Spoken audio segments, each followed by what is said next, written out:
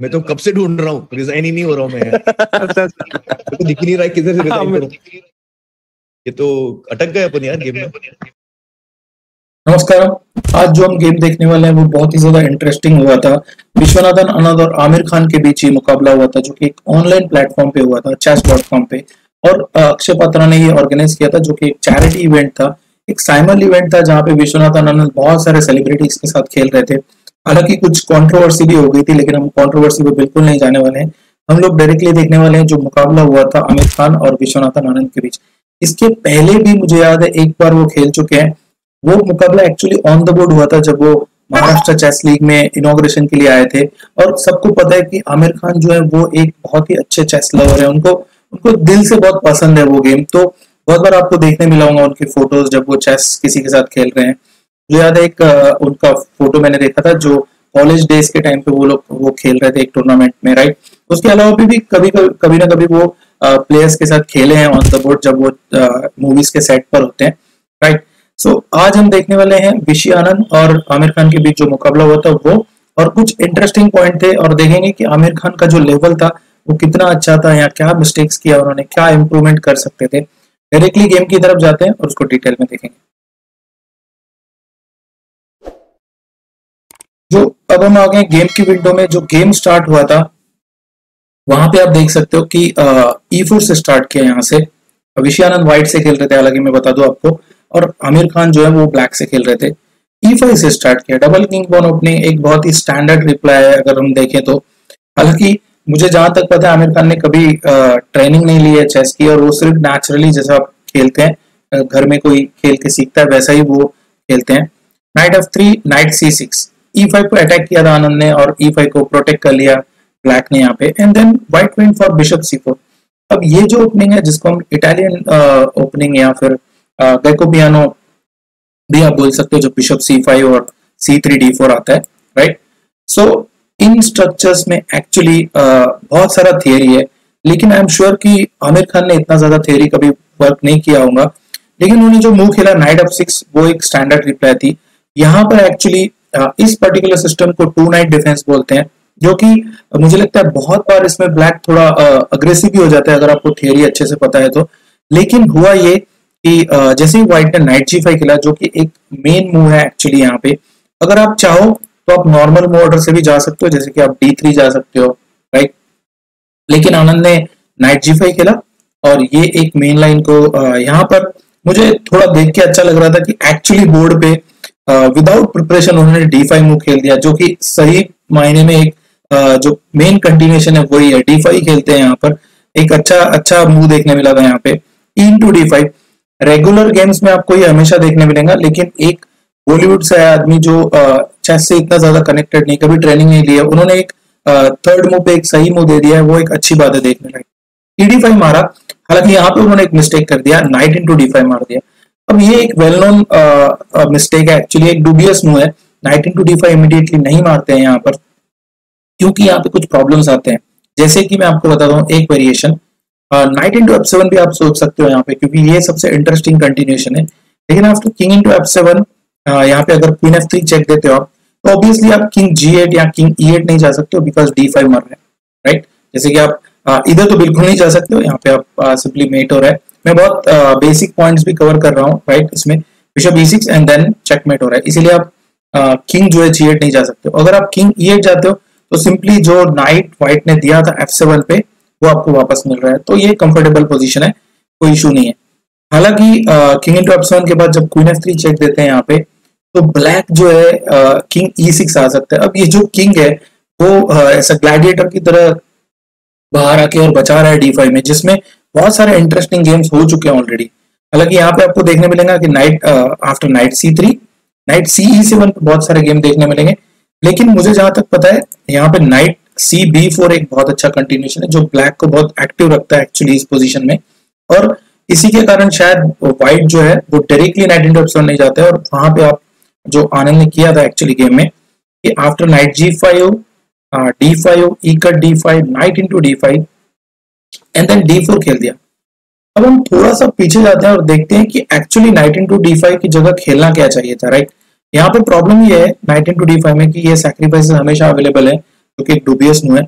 But main line जो है to night defence का वो है नाइट A5, जिसमें आप बिशप पे अटैक है, अगर आप चेक देते हो तो ब्लैक विल प्ले C6, और इस सीक्वेंस में after D into C6 bishop into B into C6 यहाँ पर एक पॉन दे रहा है ब्लैक, लेकिन उसके पास एक्टिविटी बहुत अच्छी है और यही उसका मेन एरिया है मुझे लगता है जो टू नाइट डिफेंस में खेलते हैं, क्योंकि यहाँ पे व्हाइट के पास बहुत सारे मूव्स है। जैसे कि पहला है क्वीन F3, जिसमें आप क्वीन F3 में आप सिंपली रुक पे अटैक कर रहे हो इनडायरेक्टली, क्योंकि आप B5 मारोगे तो रुक मर रहा है। तो पहला एक मूव ये है। बिशप A4 बहुत ही सिंपल और एकदम इजी मूव लग रहा है, जहां पे आप बिशप को बचा रहे हो जो थ्रेट में है, राइट। उसके अलावा एक और बहुत कॉमन मूव है बिशप D3, जहां पे आप अगर H6 खेलते हो इसमें तो नाइट E4 आने के लिए आप BD3 पे रख सकते हो, राइट। सो ये कुछ वेरिएशन है जो बहुत पॉपुलर है। उसके अलावा एक और मूव आता, मुझे याद है एक गेम हुआ था बहुत पुराना जिसमें बॉबी फिशर ने बिशप F1 वापस लिया था और H6 के बाद नाइट H3 पे खेल दिया था, राइट। हालांकि वो गेम बॉबी फिशर जीत गए थे, लेकिन जहां तक मुझे पता है ये थियरी इतनी अच्छी नहीं है। बिशप F1 BD3 या क्वीन F3 में से कुछ ना कुछ जाना चाहिए व्हाइट को, राइट। इस डिटेल में हम बहुत ज्यादा नहीं जाते हैं, गेम की तरफ जाते हैं।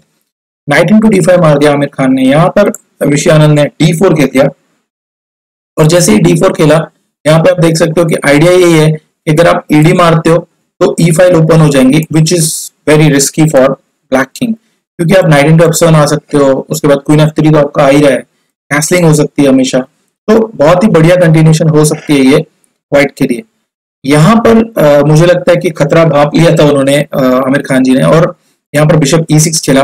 हालांकि ओपनिंग की इतनी जल्दी स्टेज पे अगर आप पॉइंट्स डबल करते हो और ओपोनेंट को क्वीन H5 जैसे चेक अलाउ करते हो तो ये अच्छी बात हो सकती है व्हाइट के लिए, लेकिन ये ओनली तरीका था कंटिन्यू करने का, राइट। सो व्हाइट ने नाइट इंटू E6 मारा, F into E6 and then pawn into pawn. अब विश्वनाथन आनंद ने गेम के 8 मूव के अंदर एक पॉन मार लिए, बिकॉज अगर आप इसको मारते हो यहाँ पे प्रॉब्लम ये है कि क्वीन H5 चेक आ रहा है, may be you can play night F7 और night G6 and then white जो है वो कैसलिंग कर सकता है एंड E6 बहुत वीक रहेगा उसमें, राइट। और आपका बिशप भी डेवलप्ड है, आपके पीसेस इजीली आ रहे हैं, डबल बिशप हमेशा से ही टेक्निकल एडवांटेज रहता है, तो ये एक अच्छा पोजीशन बन सकता था। लेकिन आमिर खान ने यहाँ पे क्वीन E7 खेला, और ये मूव सच में मुझे अच्छी लगी थी, बिकॉज एक एमेच्योर प्लेयर अगर ऐसे मूव दे रहा है, क्योंकि इसमें 2-3 तरीके, एक तो क्वीन B4 चेक आ रहा है जिसमें इस पे प्रॉब्लम है, दूसरा आप लॉन्ग कैसल कर रहे हो, राइट। और अगर फ्यूचर में अभी कभी चेक आता है तो क्वीन F7 भी आपके पास एक मूव है, मतलब एक मल्टीपर्पज मूव थी। सबसे बड़ी बात कैसलिंग वहां पे हो रही थी, राइट। सो यहाँ पर क्वीन E7 को विषयानंद ने कैसलिंग कर दिया, बिकॉज B4 चेक आपको हमेशा से ही ध्यान रखना था उसका, एंड लॉन्ग कैसल। अब 9 मूव के बाद एक पॉइंट डाउन तो है आमिर खान, लेकिन यहाँ पे जो पोजीशन है वो ठीक ठाक लग रही है मुझे, कुछ बहुत ज्यादा बुरी नहीं लग रही है, क्योंकि बिकॉज बाकी जो गेम्स हुए थे उनमें बहुत ही मतलब इतने काबिल प्लेयर नहीं थे कहीं पे कि भाई हाँ उनको चैलेंज कर पाए, लेकिन डेफिनेटली कुछ ठीक ठाक मूव्स आ रहे थे इस गेम में, राइट। सो कैसलिंग किया queen E2 and then knight D4 and finally after move 10 black जो है वो थोड़ा सा प्रेशराइज कर रहा है एक बार व्हाइट को इसमें, क्योंकि मुझे लगा शायद ये नाइट जो है नाइट F5 भी कभी जा सकता है फ्यूचर में। सबसे बड़ी दिक्कत जो थी, जो ड्रॉबैक था क्वीन E7 का, वो हमने नहीं देखा था कि F से जो F8 का बिशप है वो नहीं आ पा रहा है गेम में, राइट। ये बहुत इंपॉर्टेंट बात थी। सो विषयानंद ने यहाँ पे क्वीन E4 खेला, C2 को प्रोटेक्शन है और D4 पे अटैक है, क्वीन C5। अभी भी ये पोजीशन ठीक लग रही है क्योंकि उन्होंने अपने नाइट को प्रोटेक्ट किया और बिशप पे अटैक कर रहे हैं वो, and then night D2।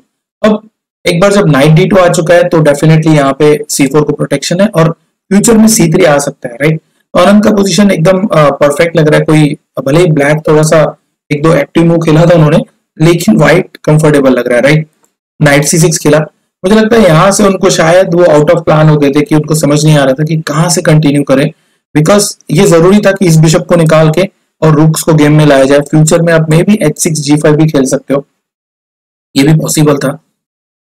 C3 खेला विजयानंद ने, आइडिया डेफिनेटली B4 का हो सकता है कभी ना कभी, सो G6 खेला एंड देन नाइट B3। अब प्रॉब्लम ये है कि इस वक्त क्वीन पे अटैक है, डायरेक्टली B4 में शायद से नाइट C3 आ सकता था, इसीलिए नाइट B3 खेला, और इसके बाद धीरे धीरे विषयानंद ने उनको प्रेस करना चालू किया। जैसे ही क्वीन E7 गए यहाँ पे आमिर खान बिशप B5 खेल दिया, C6 हैंगिंग है, अगर आप अलाउ करते हो तो स्ट्रक्चर आपका बहुत ज्यादा खराब हो जाएगा, राइट। सो डेफिनेटली किंग को वहां पे सेफ्टी देना जरूरी था, तो नाइट B8 गए और अब आप देख रहे हो कि धीरे धीरे उनके पीसेस पीछे जा रहे हैं और व्हाइट जो है वो डेफिनेटली प्रेस कर रहा है पोजीशन को, राइट। नाइट D4 खेला यहाँ पे व्हाइट ने, A6 and then bishop to E2। अब ये जो बिशप है वो बहुत सही जगह से उन्होंने लाया कि फिलहाल C6 पे अटैक किया था एक बार, जैसे ही वो वापस गया अब बिशप E2 आके बिशप G4 जा रहा है जिसमें किंग पे वो अटैक कर सकते हैं, राइट। ये बहुत ही इंपॉर्टेंट तरीका था, देखने लायक था कि कैसे उन्होंने अपने पीस को बहुत अच्छी जगह पोस्ट कर रहे हैं वो, राइट। सो H5 खेला यहाँ पे G4 को रोकने के लिए, लेकिन यहाँ पे वो शायद मिस कर गए कि G6 जो है वो मर सकता है, तो खुशी खुशी उन्होंने क्वीन इंटू G6 मार दिया और ये दूसरा पॉन था जो वो अप हो गए हैं मूव नंबर 18 पे। लेकिन फिर भी अभी भी ऑब्वियसली ये पोजीशन बहुत ज्यादा बेटर लग रहा है व्हाइट को, लेकिन ऐसा नहीं है कि ब्लैक को रिजाइन ही करना चाहिए, आप कुछ मूव्स दे सकते हो, राइट। सो BG7 खेला एंड देन बिशप G5। यहाँ पे वैसे वो क्वीन इंटू E6 मार सकते थे और उसमें क्वीन एक्सचेंज हो जाता, लेकिन उनको लगा क्यों ना BG5 खेल के इन दोनों पे अटैक किया जाए। यहाँ पे ओनली मूव थी एक्चुअली क्वीन E8, लेकिन उन्होंने मिस कर दिया और एक बड़ा ब्लंडर कर दिया, यहाँ पे नाइट F4 खेल दिया, बिकॉज नाइट F4 को वैसे कोई सपोर्ट ही नहीं है, राइट।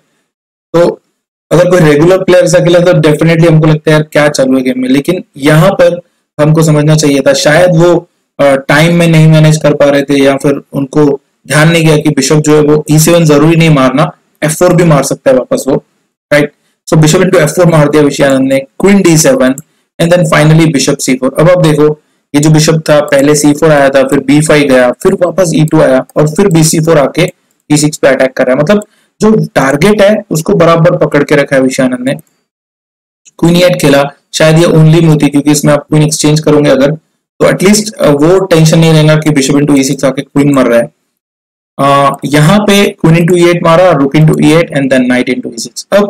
अब इसके कुछ मूव्स बाद मैंने जब मैं वीडियोस देख रहा था और गेम के बाद जो कमेंट्री में देख रहा था उसमें एक्चुअली आमिर खान बोल रहे थे कि यार मुझे तो समझ ही नहीं आ रहा था कि रिजाइन का बटन कहाँ है, रिजाइन करना कैसे है, क्योंकि उनको अब तक समझ में आ गया था कि ये पोजीशन डेड लॉस्ट है और विषयानंद के अगेंस्ट तो डेफिनेटली आप नहीं बच पाओगे, राइट।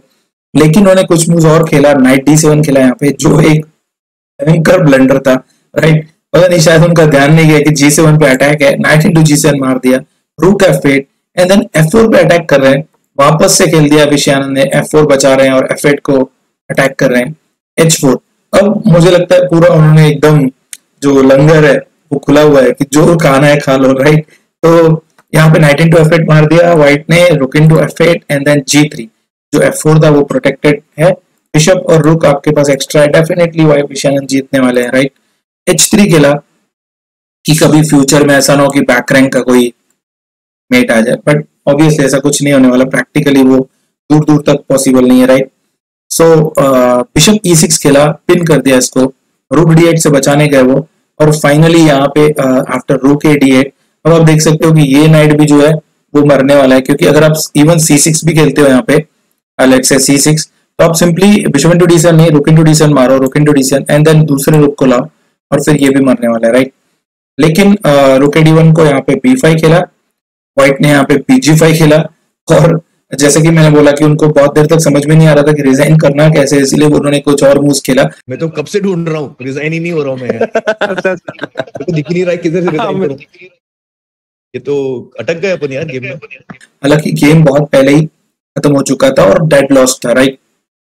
यहाँ पर उन्होंने रिजाइन कर दिया और जहां तक मुझे याद है वो ये भी बोले थे शायद कि यार सब पीसेस अटक गए हैं, कहीं कुछ चलने के लिए नहीं है, राइट। तो अब उनको पता था कि ये पोजीशन लॉस्ट है और इतने बड़े प्लेयर के सामने तो डेफिनेटली नहीं खेलना चाहिए। तो एक अच्छा गेम हुआ, स्टार्टिंग मुझे लगता है ठीक किया था उन्होंने, 10-12 मूव तक ठीक पोजीशन थी, एक पॉन मर गया था उनका, लेकिन उसके बावजूद पोजीशन ठीक लग रही थी। और एक वक्त था कि शायद वो आउट ऑफ प्लान हो गए थे, खासकर नाइट B3 के टाइम पे, और उसके बाद उनको मुश्किल हुई, राइट। लेकिन एज अ चेस लवर मुझे अच्छा लगा देख के, और खासकर जो उनका एक भूख थी चेस सीखने की, जब बाद में देख रहा था वीडियोस में, तो वो मुझे बहुत अच्छा लगा कि यार इतने बिजी रहते हैं वो, लेकिन चेस से उनका लगाव है। गलती से कभी फ्यूचर में ये गेम अगर आमिर ने देख लिया तो डेफिनेटली इसका जो एनालिसिस है मैं भेजना चाहूंगा उनको, राइट। बहुत जल्दी मिलेंगे, खुश रहो, मस्त रहो, स्वस्थ रहो, बाय।